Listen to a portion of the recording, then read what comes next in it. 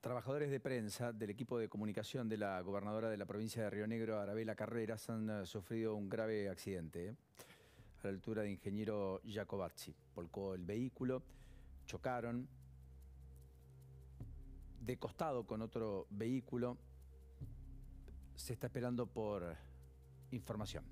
Esto sucedió hace escasos minutos, quizás una hora.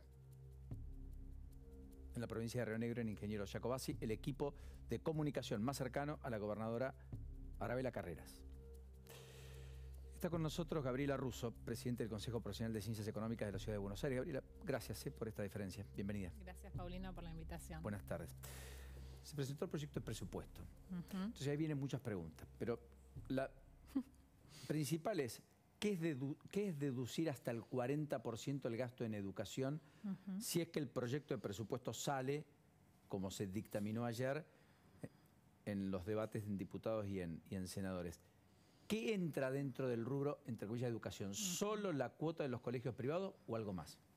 Bueno, esta es una propuesta que el diputado Jacobiti viene trabajando hace un tiempo. En la modificación de ganancias de junio se incorporó algo de esto, por ejemplo, lo que es la deducción en gastos de guardería y herramientas escolares. Y esto es lo que hace es ampliar ese concepto y, en principio, incluiría lo que es las cuotas de colegios privados, pero también todo lo que hace a gastos, por ejemplo, en capacitación extracurricular. Esa es la propuesta. Por supuesto que hay que esperar la letra chica, la reglamentación, para ver específicamente qué conceptos incluiría esto de gastos. ¿Cuánto es deducible hoy por educación por nuestros hijos? No, hoy no tenemos deducción salvo el gasto de guardería, que es una deducción que hacen los empleadores. ¿Y el gasto por hijo para... En muchos casos, papás separados inclusive? ¿Cuánto es hoy? Hoy tenemos 167.000 pesos aproximadamente anual, pero es el caso de hijos menores de 18 años o hijos discapacitados, ¿no? ¿Y alguien cree genuinamente que con 167.000 pesos podemos mantener a nuestros hijos por año? No, por supuesto que no. Y además, este tipo de deducciones se actualizan una vez al año en enero, que es un poco lo que venimos también planteando.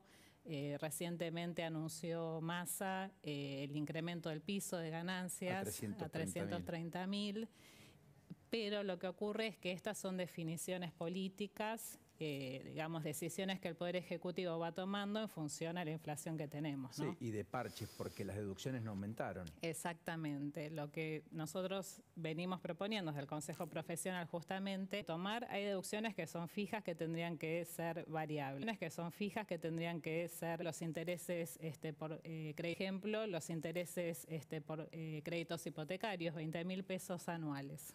O sea que de intereses uno puede deducir del pago de impuestos a las ganancias hasta 20.000 pesos por año, lo cual es absurdo. Para cualquiera que tenga un crédito hipotecario sabe que eso es una ínfima parte de todo lo que paga de intereses, nada más que de intereses todos los años. Exactamente, más allá de que no hay créditos hipotecarios tampoco, pero los que lo tienen, quienes lo tienen, que vienen pagando, pagan por ganancias deducir lo que no ganan, digamos. Pero más allá de eso, 167.000 es por cada uno de nuestros hijos. Sí, al año. Al año. En Chile, en Uruguay, en Paraguay, ¿es distinto, es parecido? Bueno, más o menos es similar. El tema que tenemos nosotros es respecto a las remuneraciones, ¿no? Cómo esto afecta a los trabajadores principalmente, que son los que cargan estas deducciones en su CIRADIS, que es el formulario que cargan todos los años, para que vean menos descuentos en sus remuneraciones.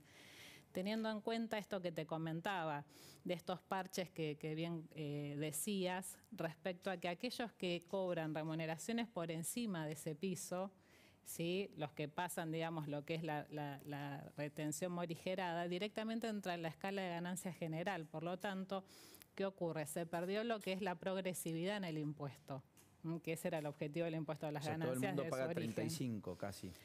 Y el que ingresa, o sea, por un peso más, si ahora se concreta este anuncio de Massa, el que cobre 432.000 pesos, pasando, digamos, la escala morigerada, ya entra en la escala y va a empezar pagando como mínimo entre 15 o 19% directamente. O sea, 0 contra 15 o 19 por un peso más de diferencia.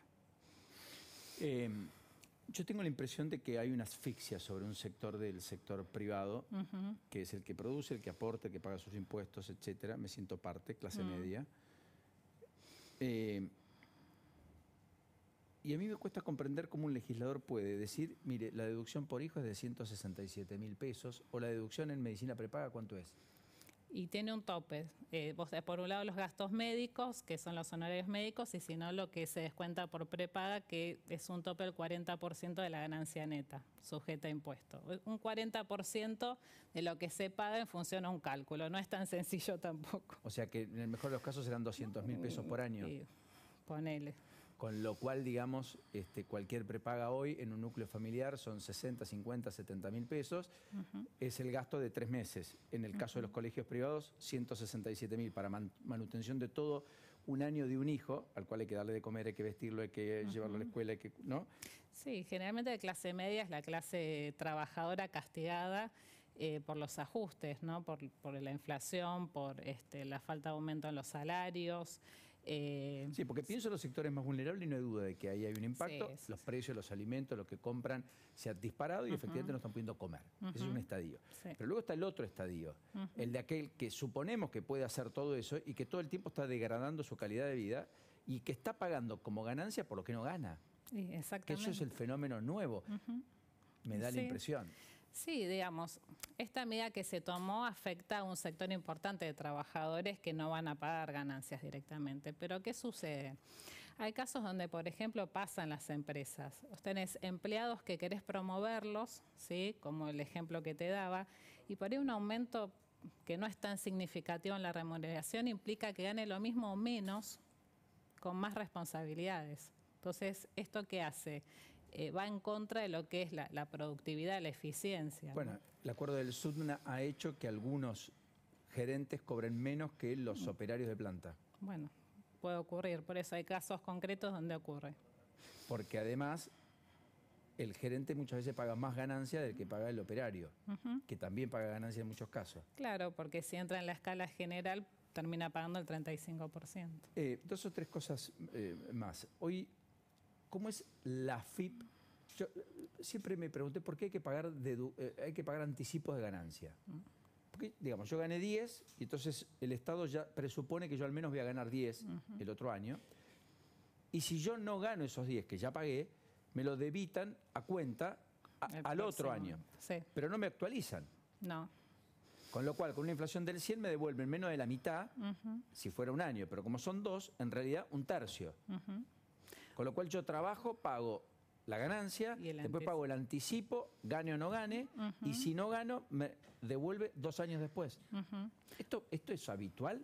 ¿Existe en la legislación, qué sé yo, de los países anticipos de impuesto a las ganancias? Bueno, esto tiene que ver con que el impuesto a las ganancias es de los impuestos en nuestro país que genera mayor recaudación. Sí, por eso es que todas las decisiones que tienen que ver con reducir el impuesto, con aumentar las deducciones, siempre generan tanto debate, ¿no? Hay mecanismos para reducir los anticipos, pero más allá de eso, esto también recae principalmente no solo en las empresas, que hoy, bueno, algunas están judicializando esto del aumento de los anticipos, pero también en los trabajadores autónomos, por ejemplo, los responsables inscriptos profesionales, quienes tienen una actividad más de independiente. 450.000 en la Argentina. Bueno, este grupo, que en parte yo represento a muchos de ellos en la profesión de ciencias económicas, se ve muy afectado no solo por los anticipos, sino por las retenciones que sufrimos, ¿no? Cada vez que nosotros facturamos honorarios, ya al facturar 16.830 pesos, somos pasibles de retención. Es una locura. Sí, es todo el tiempo. Por eso es que siempre pedimos y proponemos que cuando hay modificaciones en ganancias para los trabajadores en relación de dependencia, también se acuerden de los autónomos. Bueno, Massa dijo en febrero del 2021 que iba a haber una ley específica para ellos después de haber hecho modificaciones en el monotributo y en ganancias. Sí. Esa ley nunca afloró, nunca existió. Hoy es el ministro, toma decisiones, lleva 70 días en el cargo. Sin embargo, tampoco hizo ningún anuncio. No, sería bueno, por ejemplo, que se actualice esta resolución general, que esto es algo inmediato porque en cada facturación te descuentan. Y otra medida que se tomó en el 2019, hablando de los anticipos, fue una reducción de los anticipos del 50% que fue para acompañar a este sector, que podría hacerse. Este año queda un solo anticipo porque tenemos este del mes de octubre que ya está venciendo, quedaría el del mes de diciembre, que podría ser una buena medida para los autónomos. ¿Los autónomos pagan ganancia a partir de qué ingresos hoy? Los autónomos, el mínimo no imponible. ¿330? No, ese es para los trabajadores en relación de dependencia. ¿Autónomos? Autónomos. 80 y pico, 90 mil. No, 167 es el mínimo para todos. 167 mil pesos por mes. Eso es anual. Como anual. Autónomo. ¿A partir de qué monto de facturación paga impuesto a las ganancias? Bueno, esto te comentaba. El responsable inscripto, sí, ya por facturar solamente, ya le retienen impuesto a las ganancias. Después tendrá que ver su posición anual para ver si paga o no, si tuvo ganancias en el ejercicio. Hasta donde sé, más o menos, o tengo entendido, son 80 o 90 mil pesos por mes. Sí, o sea, quedó muy descalzado del trabajador en relación de dependencia. Sí, siempre. Y el monotributista, que es el estadio previo, que cuando te excedes vas autónomo, tampoco se aumentó la escala. Bueno, pese a la inflación se morigeró un poquito, los montos máximos posibles de facturar, pero quedaron muy retrasados. Sí, los monotributistas tendrán su actualización en el mes de enero, al igual que las deducciones, que es lo que ocurre todos los años. Pero en una economía donde todo el mundo se reabre paritarias o discute paritarias mes a mes, donde los acuerdos son trimestrales, ¿cómo hacemos para tener una modificación solo por año? No, tendría que hacerse en este contexto inflacionario por lo menos cada 2 o 3 meses. Lo último, ¿qué es lo que más te apasiona de la licenciatura en Ciencias Económicas y estos temas? Bueno, primero en mi función actual, que ya estamos en el segundo periodo en el Consejo, lo que más me apasiona es representar a mis colegas que son para mí... ¿Cuántos hay en la...? Tenemos más de 75.000 en el Consejo. ¿Solo en la ciudad? Solo en la ciudad, más de la mitad de todo el país.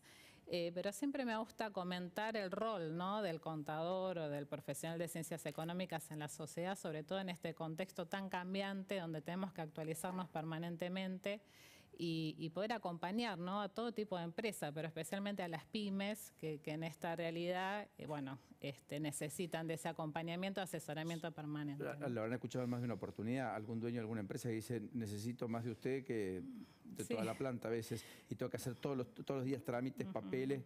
¿Cuántos impuestos paga una pyme hoy por mes? Bueno, en nuestro sistema tributario tenemos 167 impuestos.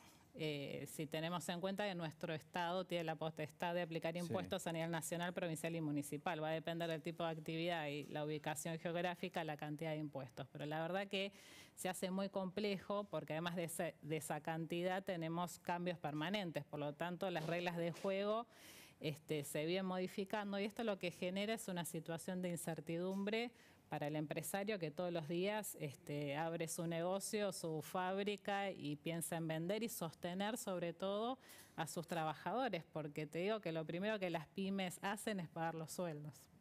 Sí, porque es el recurso humano el más importante, no hay duda además. Y por último, ¿también notás la idea del contingente, del pasivo que genera el día después a que el trabajador se va? Es decir, que una pyme toma la decisión de contratar y en simultáneo está pensando en guardar para el día que esa relación termine por la indemnización o por el juicio laboral eventual. Bueno, es una situación que se debería analizar en el Congreso, entiendo, porque... Sí, eso no hay duda, claro. Digamos que es una preocupación en el empresario pyme, que además las pymes son el motor del desarrollo de nuestro país, generan empleo, y hay que darles más acompañamiento, no solo en ese caso, sino también en las posibilidades de acceder al crédito, que son bastante limitadas, ¿no? Bueno, sí, en un país con una tasa de inflación como la que tenemos. Gabriela, gracias. Hasta la próxima. Gracias, Paulino. Muy gentil. Bueno, hacemos